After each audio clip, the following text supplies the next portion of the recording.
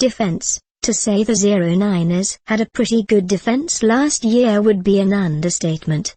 They had the 5th-ranked total defense and came in 3rd in average PPG. They finished with only 38 sacks, but this could be explained by the absence of Aldon Smith for a good chunk of the season.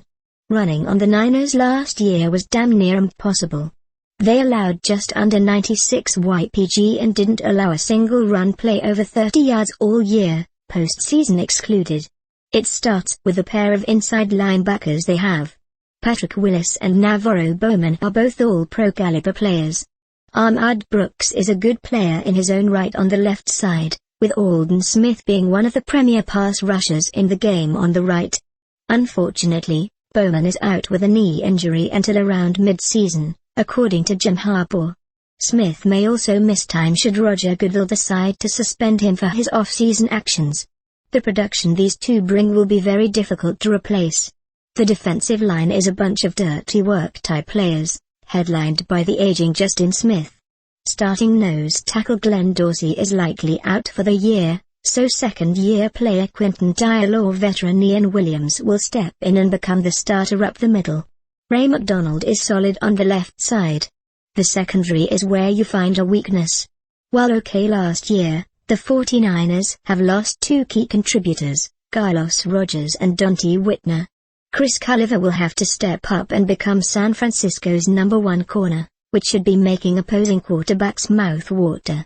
Antoine Bethea was brought in to replace Whitner and to mentor rookie Jimmy Ward, but Bethea is getting old and is not the player Whitner is. Eric Reed, who will be in his second year, is the star of the group. He is on track to become one of the better safeties in the NFL. Offense. Frank Gore has been a workhorse for the past 7 years for the Niners offense. But he is 31 years old. He is probably good for 150-200 carries this year. Thankfully for the 09er faithful, drafting Carlos Hyde is ready to come in as a rookie and do whatever is asked of him. And he isn't the best running back on the roster. Marcus Lattimore, should his recovery from a gruesome knee injury suffered his senior year at South Carolina be complete, is an absolute monster. The Niners got a steal when they drafted him in the 4th round in 2013. The receiving corps was given a boost with the addition of Stevie Johnson. He and rookie Bruce Ellington are going to be able to provide some speed to what was a relatively slow group. Vernon Davis is a top 3 tight end and the offensive line is arguably the best in the NFL. The question mark will be Colin Kaepernick. A dual-threated QB, Kaepernick is one of, if not the most dangerous quarterbacks outside of the pocket. He ran for 524 yards last season, and is liable to take off at any point. His issue though is his arm. Last year was his first full year as a starter and it showed what he's good and what he needs to work on. He has an absolute cannon and probably has the 3rd best arm on the run after Aaron Rodgers and Russell Wilson. But he has difficulty with touch passes, 30-yard go routes that need to be lobbed or 12-yard back shoulder throws that require perfect placement. His decision-making isn't not the best and he has a tendency to lock onto a receiver after the snap.